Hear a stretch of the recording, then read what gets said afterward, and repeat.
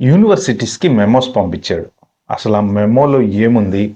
దానివల్ల మన ఇండియన్స్కి ఏమైనా నష్టమా? ఫ్యూచర్ అమెరికా డ్రీమ్ ఊహించుకున్నటువంటి స్టూడెంట్స్ పరిస్థితి ఏంటి? ఆ డీటెయిల్స్ అన్నీ ఈ వీడియోలో మాట్లాడుకుందాం. నా ఛానల్కి ఏమైనా ఫస్ట్ టైం వచ్చినట్టు సబ్స్క్రైబ్ చేసుకోండి. అలాగే వీడియోలు నచ్చితే లైక్ చేయండి, షేర్ చేయండి. టాపిక్లోకి వెళ్తే యాక్చువల్గా స్టూడెంట్స్ మెయిన్ ఏంటంటే ఆల్రెడీ ఈ ఇయర్ ఫుల్గా సఫర్ అయ్యారు. కొన్ని రోజులు వీసాలకి స్లాట్స్ ఆపేశారు. ఇంటర్వ్యూకి వెళ్ళిన వాళ్ళకి వీసా వస్తుందో రాదో తెలియలేదు. స్లాట్స్ ఓపెన్ అయినాయి కానీ స్లాట్స్ దొరకట్లేదు. ఇక్కడ ఎకనామిక్ ఇయర్ స్టార్ట్ అవుతుంది. అసలు యూనివర్సిటీలు వాళ్ళ పరిస్థితి ఏంటో అర్థం కావట్లేదు. స్టూడెంట్స్ని తీసుకోవాలా, కొన్ని రోజులు హార్వర్డ్ మీద ప్రొక్లమేషన్ సైన్ చేసి స్టూడెంట్స్ని తీసుకోవద్దన్నాడు. రకరకాలుగా అసలు యూనివర్సిటీల మీద అయితే ఒక రేంజ్లో ఇది నడుస్తుంది.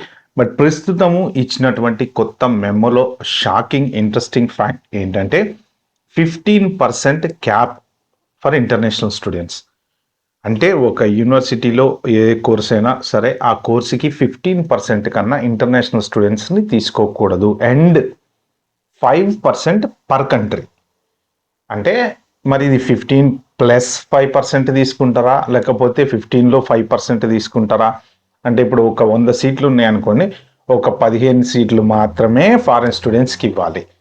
5% పర్ అంటే సింగిల్ కంట్రీ. అంటే ఇప్పుడు రకరకాల కోర్సులకి రకరకాల పర్సెంటేజ్, బట్ మ్యాక్స్ వచ్చేసి 5% కన్నా ఒక సింగిల్ కంట్రీ నుంచి ఎక్కువ తీసుకోకూడదు. అంటే వీళ్ళ ఎయిమ్ మెయిన్ ఏంటంటే చైనా, ఇండియా నుంచే ఎక్కువ మంది స్టూడెంట్స్ వస్తున్నారు.